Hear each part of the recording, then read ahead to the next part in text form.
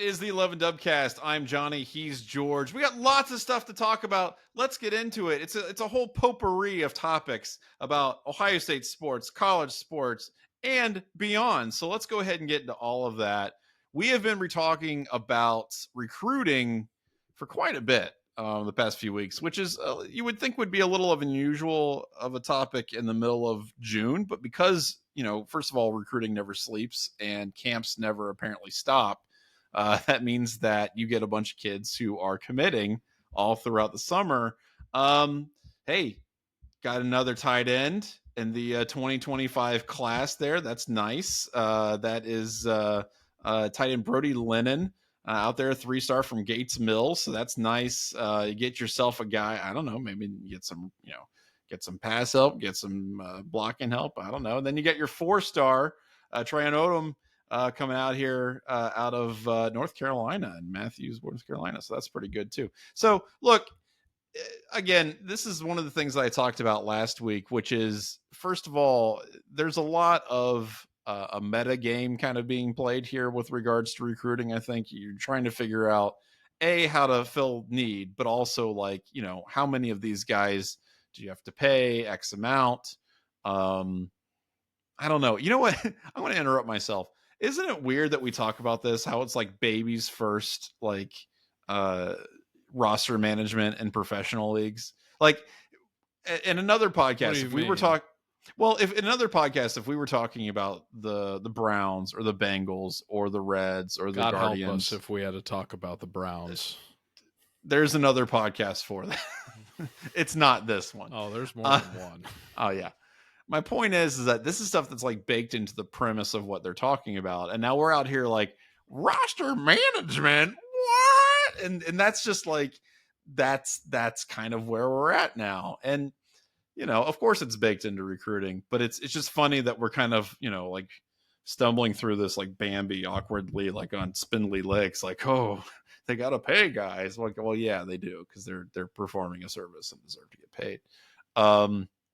But I don't know. It's just interesting to me because we do like, it used to be, I would see, a 3-star, like, oh, you got to, he's ranked 623 nationally. Well, I don't know if that guy's going to, and now I'm like, yes, another guy we don't have to pay $800,000 a year. It's just, I don't know. It's just interesting how kind of my mentality has kind of swung on this a little bit. Yeah. No, it's like, kind of what we talked about last week to open the show, right? It's you wonder if there's a bit of a trade-off between, are they trying to get guys that are going to be easy to recruit or say or just it's harder for them to say no to a brand like Ohio State. Mm-hmm. It's because it is interesting that like of the 4 3-stars that are committed in the 2025 class, 3 of them are Ohio kids. Right. Only one of them is from out of state. So it's, I think specifically in the case of Brody Lennon, it's probably not what it is. I wonder, people there's a very niche sector of, on the nose Ohio State fans that like make a point of wanting like 2 tight ends in every recruiting class, which is what happened last year. And people were skeptical of whether it was going to happen this year or not. And now it has happened. Ohio State is tight end you. I mean, we've been saying it for decades. They're better at putting tight ends into the NFL than I think they typically get credit for on a national scale. But we know as fans that the usual cycle is we spend the offseason getting excited about the potential pass catching prospects of the tight end position within the offense. That was true when when Urban Meyer was the coach, and it has since intensified given the passing prevalence within the Ryan Day scheme. Mm-hmm. And every year we are somewhat let down by the involvement of the tight end, at least on a consistent basis. Cade Stover, I think, did was a pretty I mean, he was by the standards of Ohio State pass catching tight ends, right. he had probably one of the more consistent seasons last year. But He even had the best that, season probably in what, like 30, 40 years, basically. I mean, I think he finished like number 2 all time in reception yards for a season for Ohio State for a but tight end. even then, I think that for the amount of like what people were expecting from Cade Stover to be like a leading pass catcher on the team overall, not just like, oh sure, yeah, you no, know, it didn't not up to the expectations that people thought. Yeah, no, absolutely. it was so I and then going further than that, I think the game that kind of really ruined it for everybody was the what was it, the Sugar Bowl when they played Clemson, when Justin Fields was quarterback in the playoff, and he threw, I think, 3 different tight ends caught Oh, touchdown passes in that game. You're absolutely right. It was 3 different. It was 3 tight end touchdowns, 2 to 1 guy. I can't remember who caught what, but yes, that was like, okay, Ohio State's going to just go ahead and do this now, and And that we wasn't never really. saw I mean, anything like that again. well, and it's hard because, I mean, look at who you've got at wide receiver, right? Like, are you going to be like, okay, I'm going to roll the dice here on a tight end, or am I going to throw to freaking Marvin Harrison Jr.? Like that's really, especially when you've got a guy coming in who hasn't been a starter before, with Kyle McCord or whatever. It's like, okay, well, you're going to go to your safety valve. You're going to go to the guy that you played high school ball with. You're going to go to the best wide receiver in the country. And the fact that, honestly, frankly, that Stover got as many yards as he did, first of all, it speaks to a few things. First of all, it speaks to the fact that Kyle McCord wasn't capable of going through his progressions, and if Marvin was double covered or triple covered, he was like check down and then went right to Cade Stover. The other thing is that he was able to develop a rapport with him, which is good.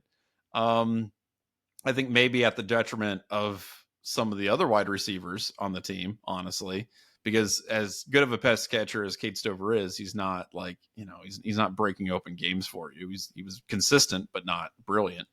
And the other thing is that I think like that's part of what, honestly, I think it speaks more about McCord than anybody else, because I think that's part of the frustration that the coaching staff had, where it was like, we're not drawing these plays up for Cade Stover. Like, we're drawing this up for a Mecca, or we're drawing this up for, like somebody else who's like maybe a couple players down the pecking order, the depth chart. And I don't know. So it's interesting how that works out, because I don't see Ohio State as a team that's evolving to be one that's, like what Brian Kelly had done at Notre Dame for a lot of time, where they're really using the tight ends as an essential part of the offense. I don't see that happening at Ohio State. Right.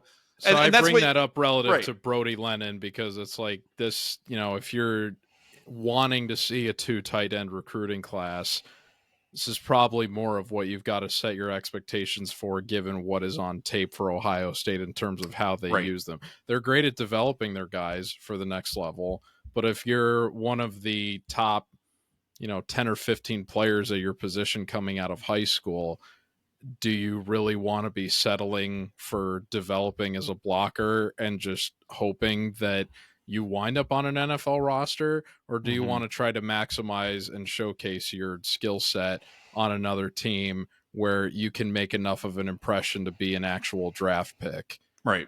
So I can understand why, I think it's great that they've got a top 10 tight end in the recruiting class and are now filling it out with a guy who is ranked 30th at their position.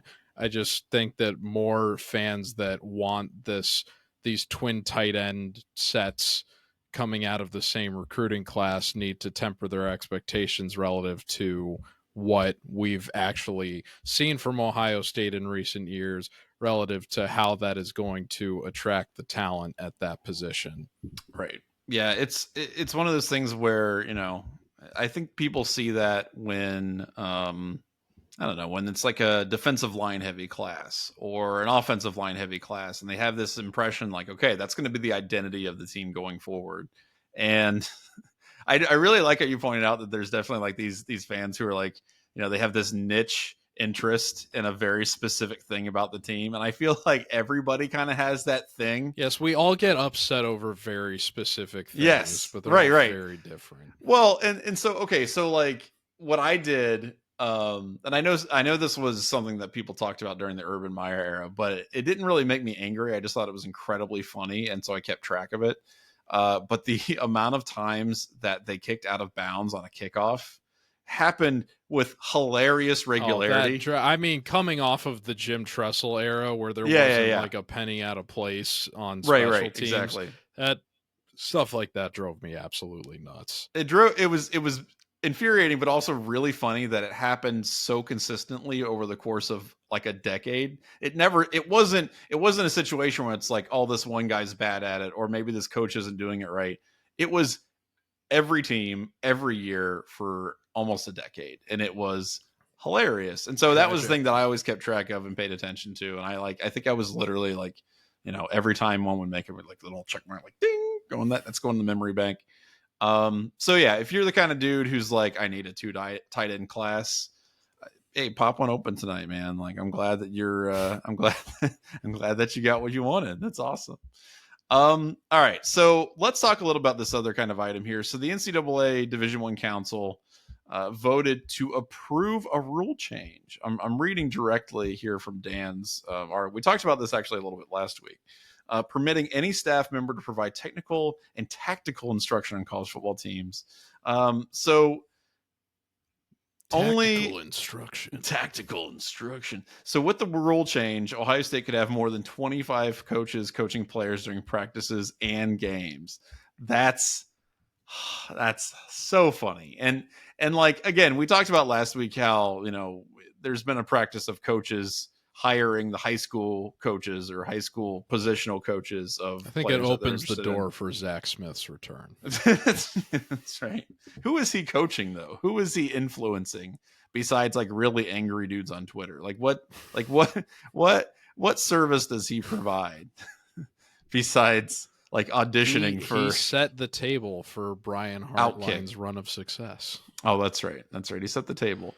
Yeah, that's right. Zach Smith walks, so Brian Hartline. He can be on the staff as an example of like what not to aspire towards. Yeah, that's right. No. We have a very visible example of what not to do. We have a goofus. You know what to avoid. That's right. We're testing out. Like they do a 2 quarterback system. We're doing a 2 coaching system. One's going to be the goofus and one's going to be the gallant, and you're going to figure out how to play based on these 2 exemplars.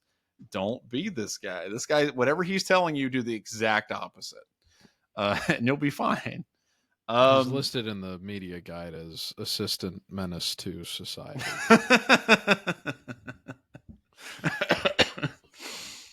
Anyway, he's probably. I'm looking out the window. There's one person that listens to both shows right now that is like, he's gonna hear about. He's like GMing Zach. Listen to what the Dubcast boys said about you. Here's the thing, Zach Smith. I don't want to know that smoke. Liberal Dubcast boy. I want to tell you something. I don't want to know that smoke. I'm a big wuss. You're right about everything. I'm stupid and weak, and you could probably beat me up, and your car's most certainly better than mine. So I just want to let you know that right now. I don't want to pick fight with anybody because I'm the biggest wuss on the planet. What were we talking about? Hey, coaches. There's a lot of coaches out there. We're talking about putting Zach Smith on the coaching staff now that they've lifted the limits. That's right. I don't, the thing is, I think it does reach a certain kind of carrying capacity. I understand that all these coaches are like, oh, you got all these coaches coming in. Maybe you bring in some guys that you would really like who are up and coming kind of guys who have connections. Maybe they don't have all the credentials, but they're really good at what they do. Let's do this. But I think that's the problem. Because we did talk about this a little bit last week before they actually voted on it and now putting it into practice. Who is the most, like, with all the assuming that they're going to be bringing in, I mean, based on, now looking at Dan's story too, it appears that they've already got several people in mind that they're going to be bringing in for the expanded roster of coaches. Yeah, So which is why I now, can now announce that I am the assistant to the assistant tight ends coach. So who is the most ridiculous person within reason that you could see now that there's an unlimited bandwidth? Like, who is the lowest bar possible for being brought in at this point that you think could be on staff Jim of Bowman? anybody in the universe? Jim Bowman. Quality control coach. I mean, there's guys out there in the Ohio State orbit, and like you said, Zach Smith aside, there's still a lot of dudes where you're like, okay, they're still. I mean, remember they could come back in some capacity. I like, Nick Siciliano ain't walking through that door, but like, I actually would not be shocked if you see a guy who is like retired and then they come back and they're kind of like in an advisory role. And I don't know that Jim Bowman's going to be that dude, but that's kind of along the lines of what I'll think. Like they'll bring back some guy that you have not thought about in 10, 15 years who's like, hey, look, I just bought a boat and if you can throw me a couple $100K for the next few years, that would really help me out. I think you'll see something like that, but I don't know. I mean, does Tom Herman make his triumph? Does he like walk back in and they like play the glass smashing thing from Stone Cold? And he's like, what's he doing now? I don't know what he's doing now. That's the thing. I think he might be a media guy. I don't know. But, that's what I'm saying. Like somebody like that. Where He's you're like, Florida Atlantic's head coach. Oh, is he? Yeah. Okay, well, then the stage is perfectly set for him to actually do what I just said, because who wants to stay at freaking Florida Atlantic? Yeah, no, I don't know. I think you're going to, like I said, I do think there's going to be a situation where you find guys who are, they haven't been in the game for a minute and then they're coming back and, from one last ride and just, I don't know. That's just such a weird situation to I'm just walk trying into. to think of like recent Ryan Day cast-offs that were like beloved on the team but didn't work out in the NFL. Well, I mean, that sounds like Kerry Combs is out here knocking on that door. But he's still like, I think he's still like a defensive assistant. Is he at Cincinnati? I think he did roll back to Cincinnati. He's the special teams coordinator and cornerbacks coach, which definitely strikes me as like a, kind of a Willie Loman kind of like it's like this is a guy. Yeah, but if you're in this expanded staff set now, you're assuming that they're going to be getting the same like what's the right word? They're going to have the same clout within the team as like a grad assistant. So what character in recent Ohio State lore fits that mold is what I'm trying to get at here. You mean like somebody from the locker room, maybe? Like, I mean, it could be. I mean, you could think about it like a recent player that played under Ryan Day that left. Let's get Tyvus in there. I mean, not under Ryan Day, obviously, but like I could see Master Teague.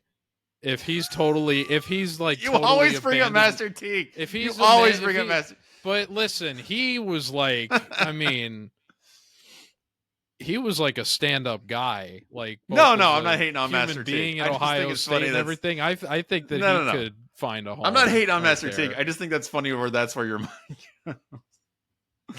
But no, he probably would be a good choice. I mean, like a guy who was a locker room, like a guy that everybody looked towards in the locker room as leadership. I think that is probably a good bet. I think that's actually a good angle to go on this. If you're trying to bring back somebody who is a juice dude, I mean, shoot, even JT Barrett. I think he was with the Lions. He's with the Lions. So yeah, that's the interesting thing about this question is that you're thinking of people like, I Kenny Guyton who are semi-successful, right? But people like Kenny Guyton trying to get the coaching career off the ground, but he's already got like a position assistant coach. It is off the ground. He's with Wisconsin. I think he's at Arkansas, right? So there's more people that you would think of that would fit with this that are already kind of off the ground. That's why I don't think Kerry Coombs quite works out. But then there's people who have recently played on the team that were respected within the team that have since, tried to move on to the NFL and haven't been able to make it for injuries or whatever other reason that may be ready to jump into coaching, or they're recently disgraced and entirely out of it completely, and now within the Ohio State podcasting universe.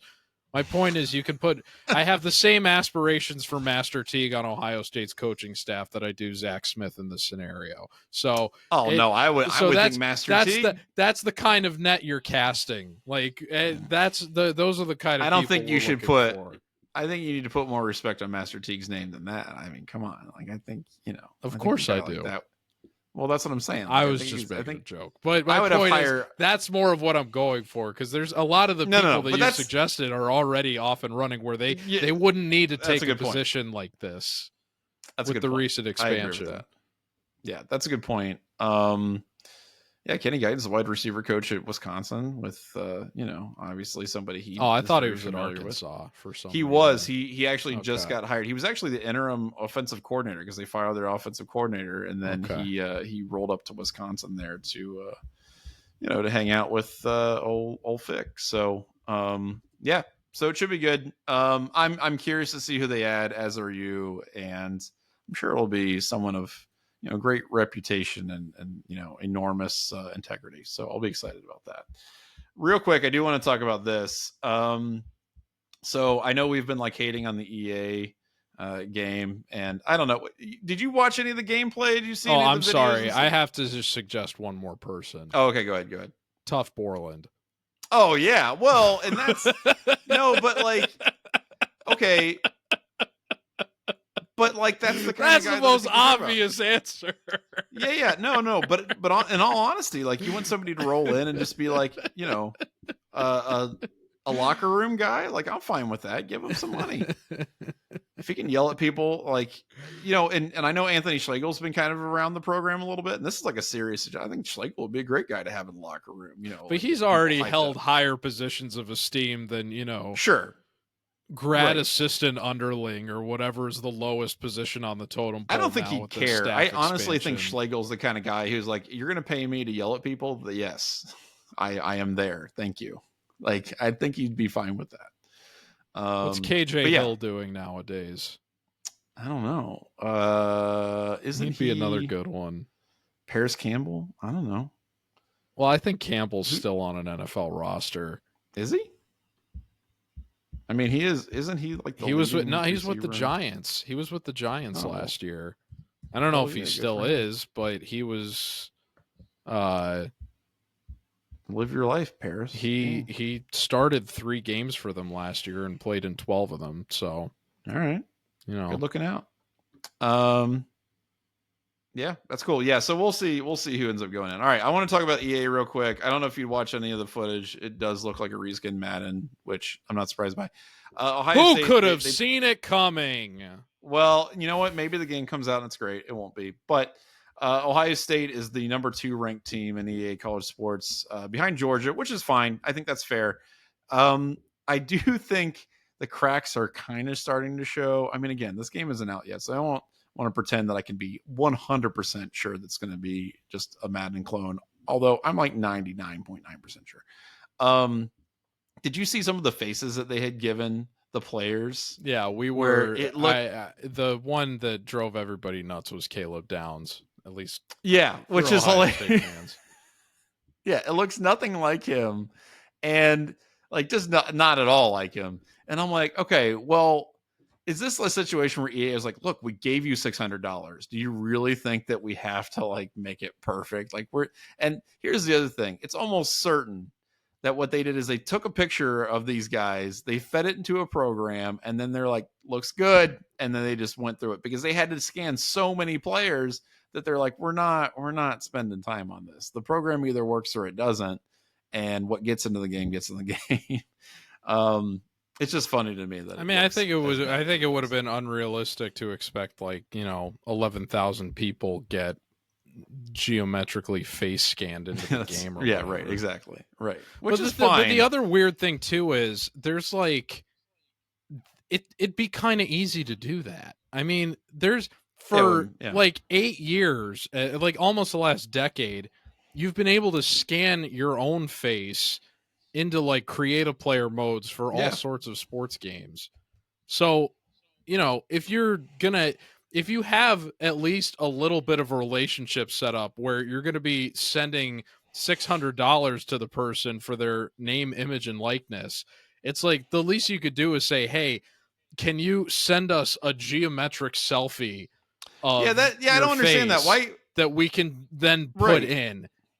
Right. If And that's the if thing you that I can don't do it understand. remotely as a fan, there's no reason you shouldn't be able to get that data from the players and then use it like that. And then you can blame the players if it looks like craps. Like, look, this is what they submitted. Sorry. Like, I can't, it is what it is. Like, that's fine. But instead, it looks like they just took a bunch of pictures and fed them into And the program. honestly, as I'm talking that, if I'm speaking that like strategy out loud, it's making me ponder, if they were too lazy to do that, then how much other elements of laziness have gone into this production? Well, and as you mentioned, even though they just put out this great trailer of like, oh, we've got, play like a champion today sign in the game, right. and there's the gator head, and they've got pyrotechnics, and the cheerleaders are standing on the field, and now the mascots will do push-ups on a push-up board, which they were doing in 2007. Just don't go back and check.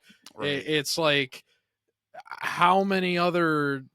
I mean, there were a lot of other things of lazy that I didn't even pick up on at first. Like, I think somebody mentioned all of the bands are identical across the teams. Right, which is really funny because they have a half-second shot of Script Ohio, and they focus on the marching major, right? The guy who's like, leading it and whatever.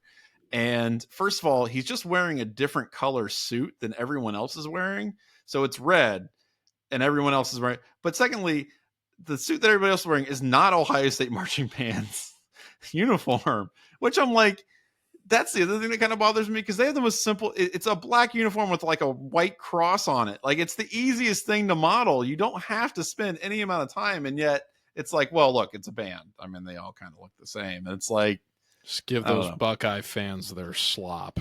Yeah. Well, slap 4 cursive letters on the field and they'll be happy. Yeah, that's right. They'll eat it up. The fans look really like low resolution. I don't know. We'll see how it plays out. I'll probably still get it from like. I don't think the fans look low resolution. It's just like they're. I think they look the same from like. Well, you mean like when they're like, like far away, or when they're doing like the little cutscene zoom ins or what? No. When they're like in the stands, when they're like in the background, okay. Like they still have the like 3 animations, and it's like, okay.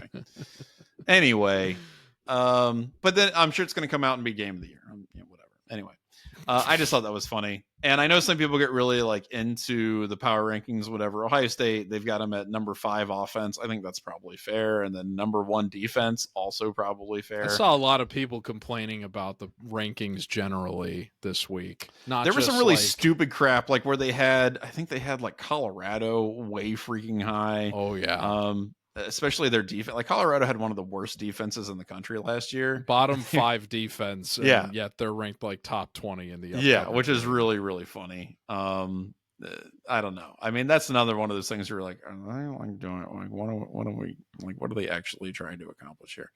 But hey, as long as Ohio State's good, whatever, it's fine. Just, you know what?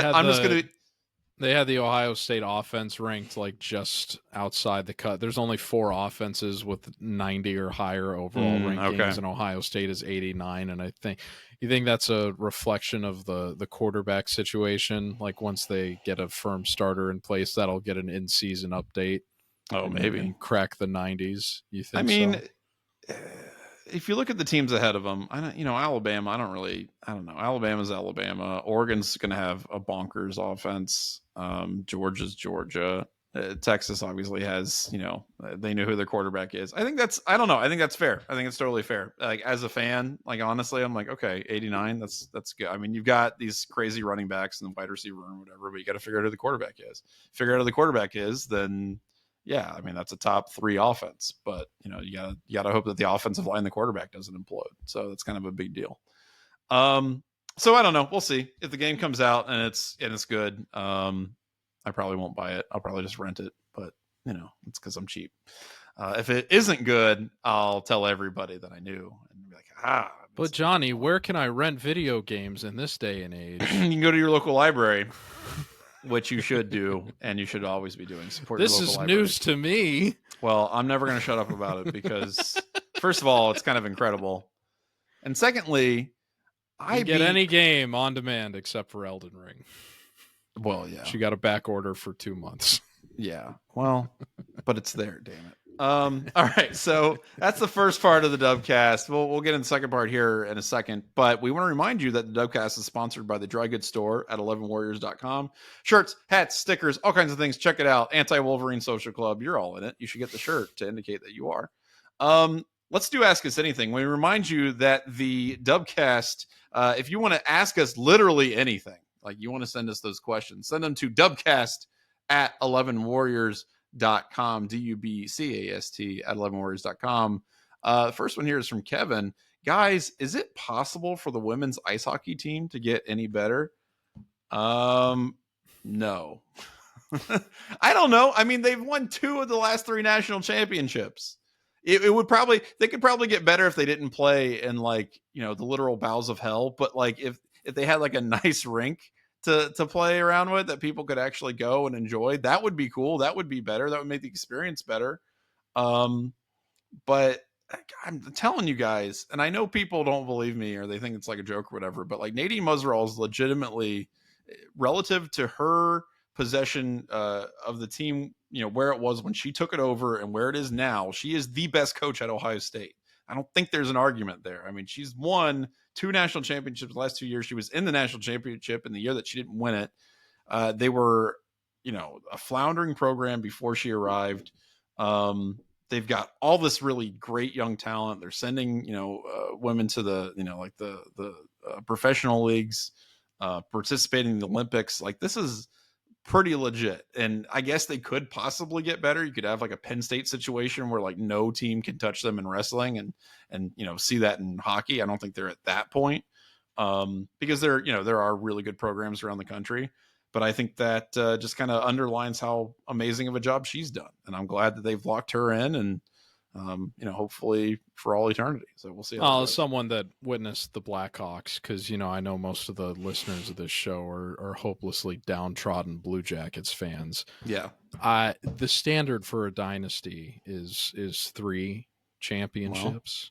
Well, so right. yeah, I think if you win 3 out of 4, is that's it possible for them to get better? Yeah. Win the 3rd out of the 4th, and then you are officially a dynasty. And that is 100%. Yeah, so that's the goal for them, and I think it's well within reach given a lot of what you just alluded to. Yeah, no kidding. All right, so this next one here is from our good friend Alvin, who wants to know, quite simply, do you still take naps as an adult? I do on occasion. Now, I bet, you know what's funny? First of all, everyone takes naps. If you say you don't take naps, you're lying. Alvin, I know that you're a very gung-ho, energetic young man, and you maybe feel a little ashamed about taking naps. I took a nap today.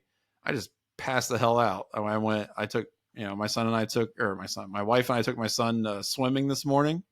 So we swam around, we paddled around, we played around outside a little bit, came back, he went down for a nap, and I was like, I'll see you in 2 hours. And then I just passed out on the couch, and it was awesome. It was freaking great. And yeah, I take naps all the time. I don't plan a nap. I don't go out of my way to nap, but sometimes you'll just happen across like a stretch of good 2 napping or 3 situation. Hours of, right, exactly. They just kind of accidentally fall into your lap. George, so, if I never had to leave my bed, I never would. if it wasn't socially unacceptable for me to just like, nest. Yeah, if I could just like nest in my couch or my mattress upstairs, I would never leave. It would, like, all right, son, this is your home now. Yeah, no, I freaking love naps. I love sleeping. I love just relaxing. I had a day, so I work alternate Fridays and Saturdays, right? And in the summer. And so I had a Friday a couple weeks ago. And normally my Fridays I got to do stuff. You know, I'm doing chores. I got other stuff I got going on. You know, appointments, whatever. But I had a Friday a couple weeks ago where I had nothing I had to do. And I stayed in bed until like I dropped my kid off to daycare. That was at 8:30. Got back in bed, read some books, played on my phone a little bit. You know, got up to go to the bathroom, eat a little bit of lunch, right back to bed. You know, start a couple loads of laundry, whatever. You know, you'll do it occasionally, but I'm like, no, bed's calling. Then 4:00 comes, and I'm like, okay, it's time to be a real human being. And then my son, and then, you know, we eat dinner and whatever. But it was a great day. So yeah, I take naps. I think I talked about on this show a while ago how I've accidentally napped during 11 Warriors duty. Like it just happens. It was the Michigan State Ohio State basketball game this past season, because outside of the game winning shot in what was hadn't they lost that was the game that snapped their like their Big Ten road losing streak. Yes. Yep. And we like it didn't seem like it was going to happen until they finally hit that shot, but like the first half of that game was so, I think it was like 25-21 at the half or something. Right. In other words, why did I watch this? It was so miserable and I was so tired that I just couldn't help falling asleep. So that, I think, perfectly, it's like I don't go out of my way to find naps. Sometimes the naps sneak just up on find me. That's right. Yeah. That's so is it acceptable? Yes. I don't think you should plan naps as an adult. But if they're just kind of like happy accidents, I don't think anybody should be shamed. Have a kid and then report back to me how you feel about that. All right. This is from Joshua F. I like this question. This one's good. The recent news of the planned Cracker Barrel rebrand. I didn't know about a planned Cracker Barrel rebrand. Did you know about this? Hang on. I don't care about Cracker Barrel. Well, that's unfortunate. Because it's if you wanna go to a store, I have hated that restaurant since I was a kid. It's not good, and some people pretend that it is good. The only good thing about that restaurant is the golf peg game. That is it. God! Everything else is terrible. Here's the thing. Okay, so they're doing a revamp. They're doing this thing, and I just looked up. They need it. Yeah, because they're bad. But here's the problem. Like, I feel like, Josh, you're kind of like selling this as like a massive rebrand. Wait, what was his question? Well, I'll get to the question in a second. I went more interested in this rebrand. Hang on. So it says they're going to add breaking news on the Dubcast. Yeah, that's right. They're adding hash brown casserole shepherd's pie, which sounds disgusting. Green chili cornbread, fine. Chicken and dumpling soup. Okay, so they added an N and then chicken N apostrophe dumpling. They didn't even say dumpling. Awful. Cinnamon bread French toast. Okay, that sounds good. And the banana pudding, which all of those things I would have assumed were already on their menu. So I don't understand how this is a revamp. This seems like there's more crap. I don't get that. Anyway, Cracker Barrel's bad. So he says he's been thinking about how lots of different places have changed their aesthetic or direction in the past decade in the name of modernization. What's a restaurant or brand that you have great nostalgia for that you avoid now because either you just grew up or there's a drop of quality, or for whatever reason that you just got sick of it? You're like, that's an interesting question. It is. And when I read this, my first thought was like, oh, well, like Frisch's. Like I love, when I was a kid, I went to Frisch's almost every Sunday. We go to church and we go to Frisch's. And we hang out with grandma, have a great time. Smoking section right next to the non-smoking section. So it was all smoking section. You're getting the buffet, you're getting your big boy. I remember the first time I had a super big boy. Couldn't fit it in my mouth because I was like 6 and it was like gigantic. I have a lot of fun memories from Frisch's, and the past couple times I've been at Frisch's, I was like, what the hell was I thinking? And like a super big boy, I realized is like 1,400 calories. So that's cool. So I've not been back to Frisch's in many years. I feel like I need to, just to kind of, either rekindle the nostalgia or fully accept that it's just not a place I want to eat at anymore, but I need to do it. And they've closed a lot of the Frisch's locations in Columbus, which is unfortunate. I don't know they actually went through a rebrand. Maybe I just got older, but yeah. Another one that I thought was interesting. Here's one that I think I gravitated away as I got older, and then I found out I should never have done. You know those juice boxes that are like the barrels? The barrel drinks. Okay, well, back when I was a kid, that was like a super popular thing. They were like these flavored drinks that were, they were juices, and it wasn't juice. It was like flavored drink. It wasn't a juice, but they were in like plastic barrels, like high-end size plastic barrels. Their top of it was like a aluminum thing that you pulled back, and I stopped drinking those when I got older because I was like, oh, well, these things got to be loaded with sugar. There's probably 500 grams of sugar in each of these things. And as it turns out, they have almost no sugar in them whatsoever. So they're actually incredibly good for you. So I've gravitated back to the barrels. They're very tasty. But you don't know the brand name of what they are. It's just barrels. You go to Kroger, you go barrels to some of juice. Barrels of juice. Yeah, I don't know. The barrels. If I walk into like an Aldi, or if I walk into like, I don't know, Marsh. I don't think it's called Marsh anymore in Middletown. I walk into some like third-rate grocery store and I'm like, give me the barrels. They'd be like, all right. They know what I'm talking about. So has any brands lost their luster for you, George? Yeah, 2 of them. Right. First one is Subway. I can see that. I haven't been to a Subway in years. Is it because Subway's changed, or because there's like 5,000 better options? Well, first of all, I mean, they've got like, and this has been one of the big subjects of like, in terms of how pricing and inflation has kind of gone insane lately, is that like, a foot long at Subway is now like anywhere between like $12 and $15, and I was in eighth grade when the notorious $5 foot long marketing campaign was in a full swing.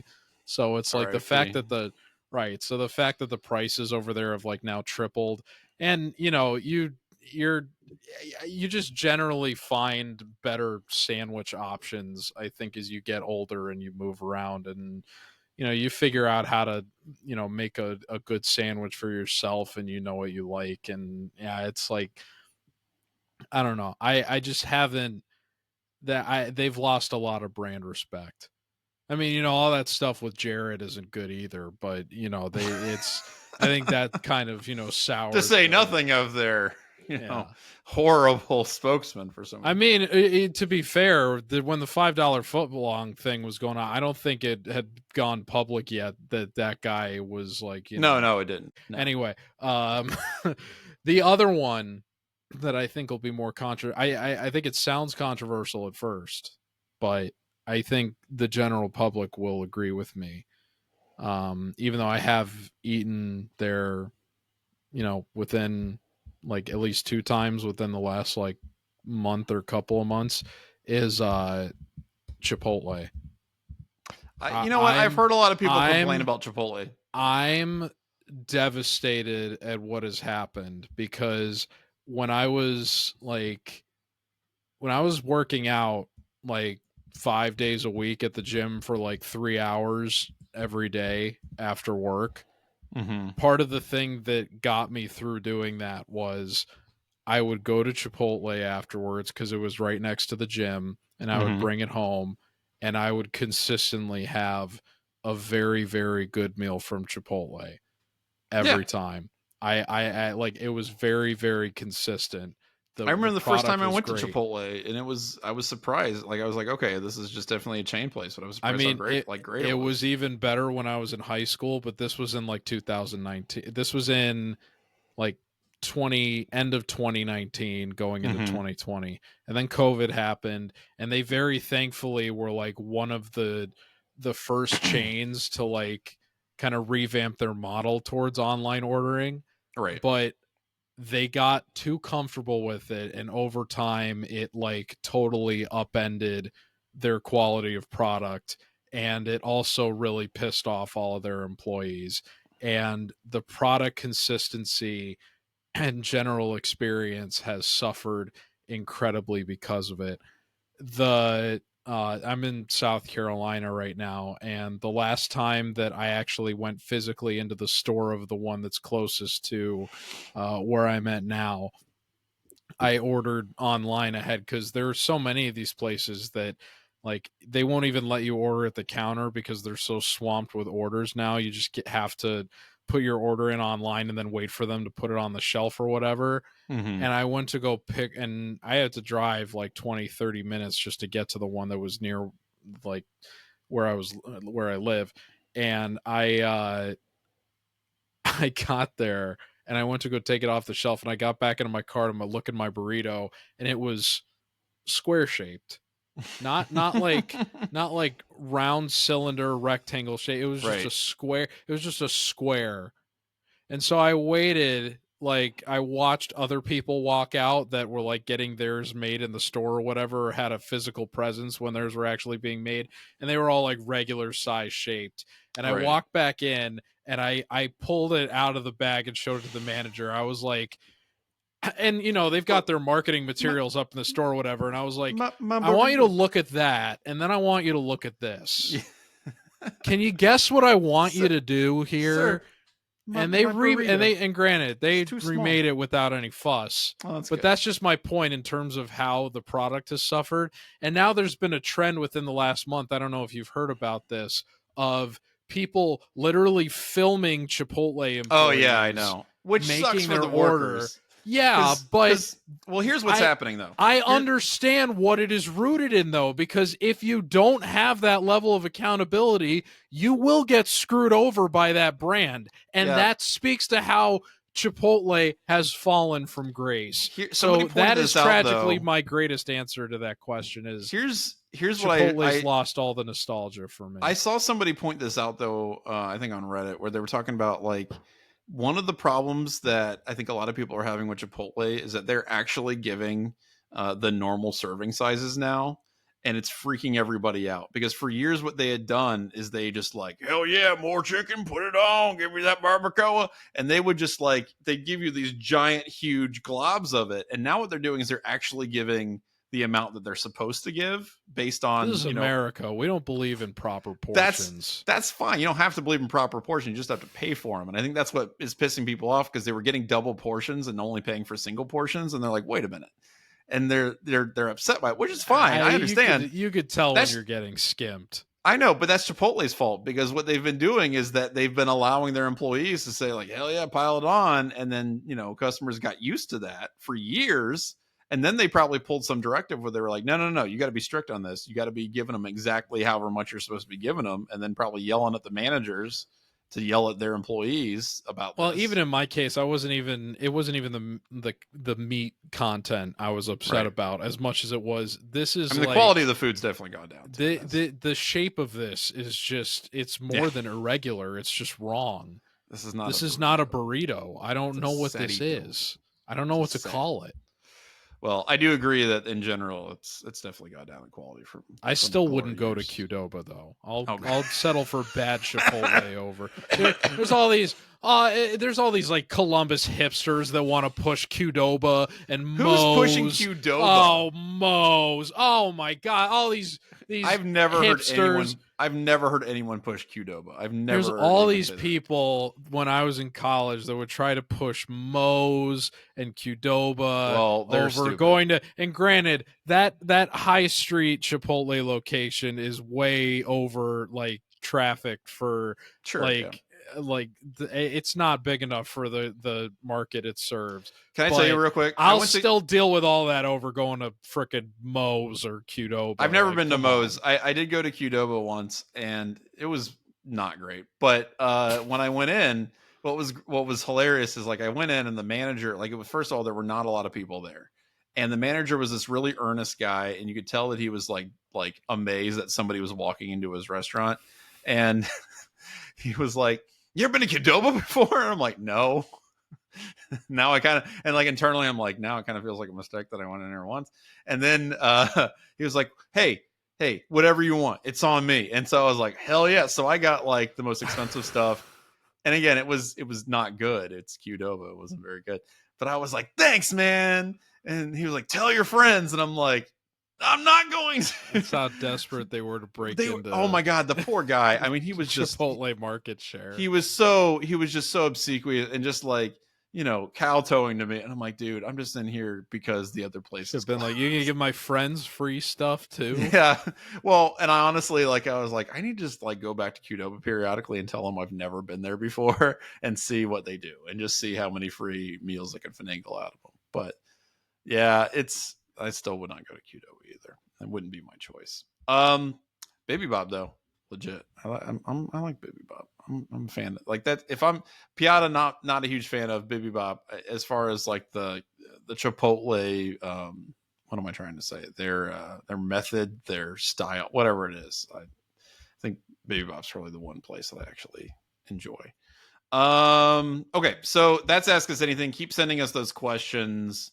We'll keep answering them. We got a few other things before we get out of here. I do want to mention. So first of all, shout out to Hunter Armstrong going to Paris. Andy had a great write up, a lot of quotes, a lot of good insight about Hunter Armstrong and his, his career kind of coming back from a difficult 2023 to be really successful in 2024. I really encourage you guys to read that. That was from a few days ago. Like I said, Andy did a great job with that. And I don't know, we've got the Olympic trials going on in a bunch of different sports. I'm really into it. I think it's a lot of fun, and you should definitely learn about a little bit more about an Ohio State swimmer, already a gold medalist. He's going for more in Paris, so that should be cool. You should definitely check that out.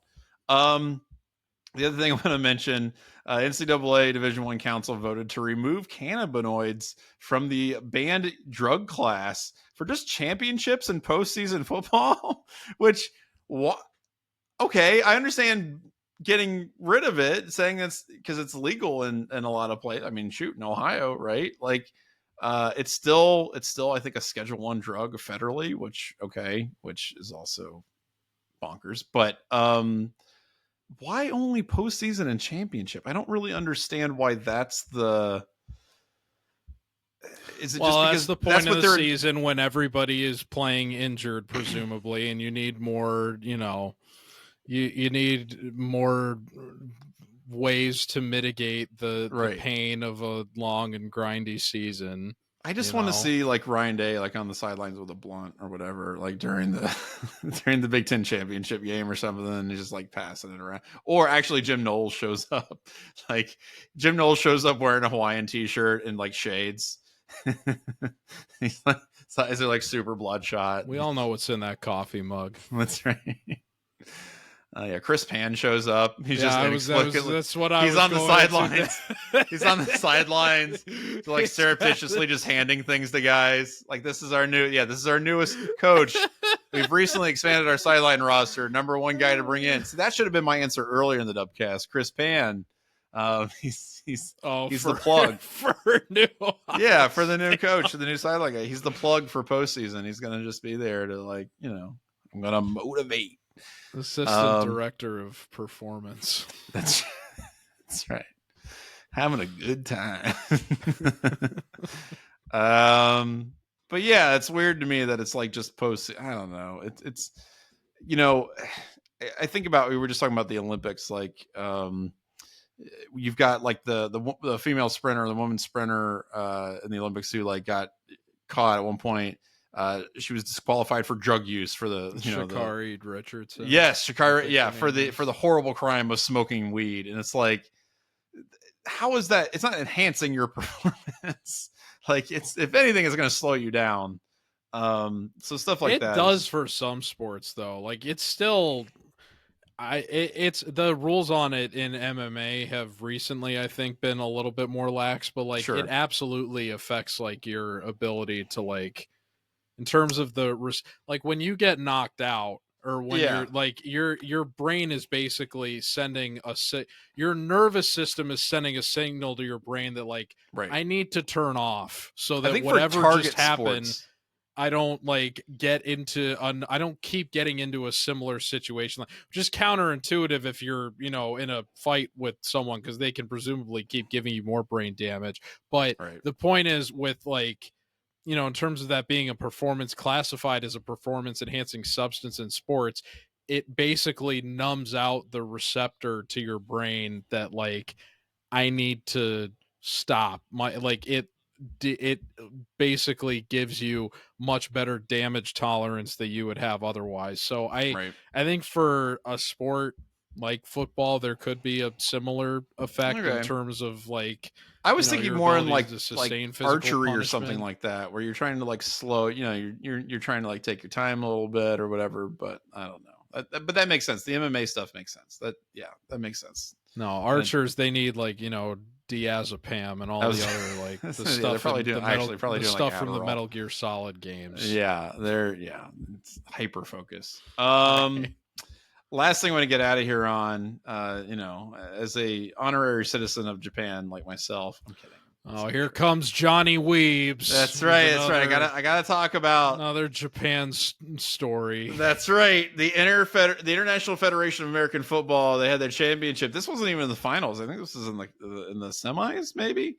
Yeah, this is in the semis. Japan, the U20 team, under 20 team, beat America, and they beat the crap out of them, 41-20. And you're like, oh, that's not too crazy. No, Japan dumped 20 points on the American team in the first quarter. And, the other thought that you might have is, well, they're probably just a bunch of scrubs, whereas this is Japan's best players. Well, first of all, you're right in part. It is Japan's best players. They take this tournament pretty seriously. And, I was saying this in Slack, there's a weirdly strong American football culture in Japan. It's driven mostly by, expats and, kids of military members. But it is they take it relatively seriously compared to the other sports that they really, really care about, which, number one is obviously baseball in Japan. That's not even close. And then basketball and soccer. But American football is in the conversation in that second tier for some kids. Well, let's say third tier. I can't believe the culture that glorifies sumo wrestling would produce quality offensive and defensive lineman prospects. I mean, they can figure it out. But anyway, so they beat the United States, which was a squad consisting mostly of D2, D3 players. So we're not talking about D1 All-Stars or anything like that. So that's the caveat that we do need to throw out there. This isn't like they were, going after D1 starters or anything. But I do think that Japan has some legit talent. If you watch that game, which you can watch, I think, on YouTube now, and I've watched most of it. I didn't watch the whole. I had it kind of on the background as I was putzing around. They've got talent. They've got real talent. Now, do they have D1 talent? Maybe a guy or two could be a guy on a low ranked. You further went on to say that the team the U.S. sent was mostly D2, 3 guys. Yeah, but. By your own admission, it's not exactly NCAA correct, all. But also the Japanese team was shithousing them. So, I mean, I don't know. But it's still an interesting kind of moment. I think the United States had beaten a team, or maybe Japan had beaten another team, a Brazilian team, 100-0 earlier in the tournament. So there's definitely a disparity there.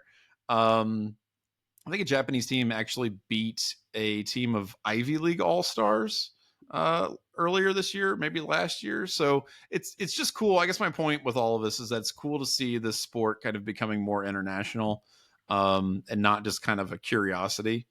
And I know that the United States, obviously with the NFL, there was, the NFL Europe League that was there for a while, but this is the kind of grassroots stuff that you want if you want to grow a sport. And I think that's really cool that other countries and teams are kind of getting into it. So that's fun to see. Less fun that America lost, but maybe that'll light a fire under somebody's ass and send some actual players to it. So, yeah, there you go.